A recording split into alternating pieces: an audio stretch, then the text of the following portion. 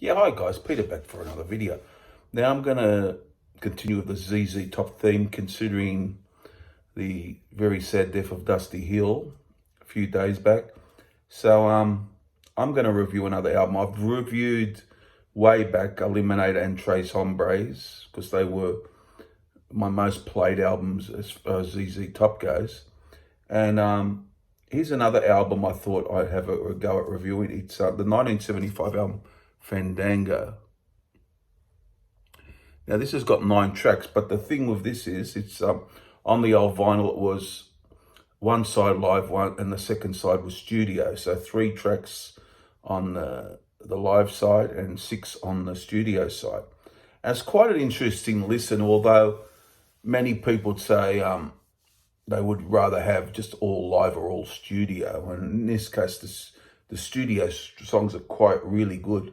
But I'll go through it. Of course, we got Billy Gibbons, Dusty Hill, and Frank Beard from 1975. Now, it takes the 3 tracks from one of their shows back then, and it starts off with Thunderbird, which I quite like. It's quite a catchy rocking tune, and the live material is rather good actually. And I really like that. It kicks things off nicely. It's a good rocking vibe. I really like that one. And then we got Jailhouse Rock, the Elvis track, the old Elvis track, which is a good track. I do a pretty good job of that in the live setting. So things start off pretty good. So with those two, then they get the Backdoor Medley, which contains, of course, an old song of theirs, Backdoor Love Affair, and it's got Mellow Down Easy. What do you got here? Backdoor Love Affair #2, and what has it got? Long Distance is a boogie, yeah, Long Distance Boogie. So that's quite long actually. That's around 9 minutes long, I believe, but it's a good. It gives a good indication of them back live in the day, I guess. But if you want to see good live stuff, there's quite a few old concerts of them, back in the heyday, and there's a good one from 1980 that I will look at. I just come across actually. So yeah, it's probably the visuals. You don't get the visuals of the live stuff. That's the thing. I do like a lot of live albums, but yeah, you don't get the visuals, of course. So the live stuff is rather good actually, but what I really get out of this is the studio stuff. And the first song on the second side, which would have been the album, is what is it called? Funky Dogs, Nasty Dogs and Funky Kings. This is a great track. I mean, it's just got a real vibe to it. It's got a very catchy. It's just well done. I mean, it's just one of the best on here. It could be the best, or it's up there anyhow. But I really, it's a really good, rock-based track, funky sort of track, as it says in the title. But yeah, a great song. I love that one. It's a great one.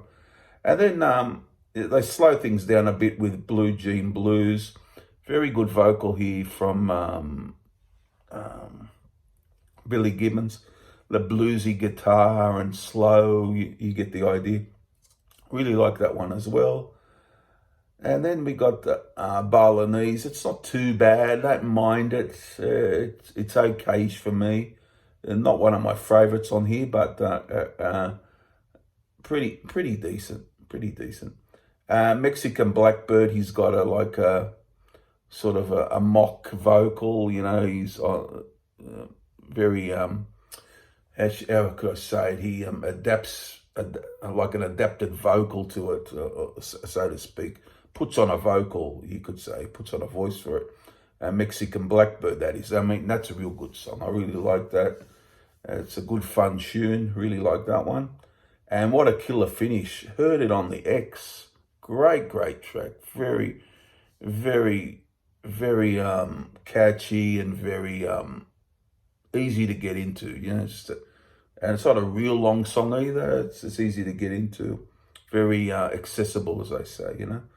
And what a Tush is the last song sung by Dusty Hill. A great track. Still love it. Still love it. They played it at every concert virtually. So it finishes with Tush, you know, and the album, you know, it's in the old days a single album. You're looking at mid-30s, so something like 34, 35 minutes, something like that. So, you know, it doesn't go on too long.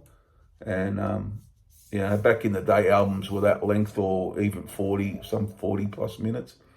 And yeah, so all in all, I'm very impressed with the studio stuff on the album. And the live stuff's good too. I just wondered if they did it all studio, it could have been, you know, I've heard people say that, you know, it could have been nearly their,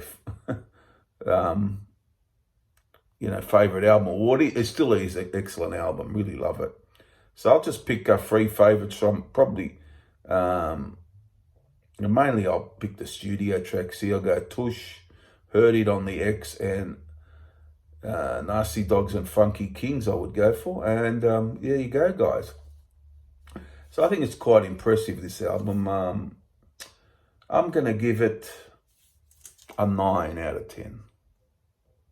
I think that's pretty fair, because I really do enjoy it. I mean, I've been playing a bit of I've played them, you know, all my life, but I've been playing a bit since Dusty's death, and yeah, so really I played this the other day. Really good album. But you know, I'll give it about a 9. I think. Of course, things could change, but that's how I feel at the moment about it. There you go, guys. 9 out of 10 for Fandango. How do you feel about it? I know it's got a mixture of live and studio. It's considered a studio album because 6 of the tracks are studio, of course. And yeah, but it's a real good listen. 9 out of 10 for me. Comment down below on all those good things, and I'll be back for many more videos. I'm gonna try to get into more ranking videos because I really enjoy that. Even might update a couple of my ones I've done in the past. There you go, guys. Hope you enjoyed it, and it's goodbye from me. Bye.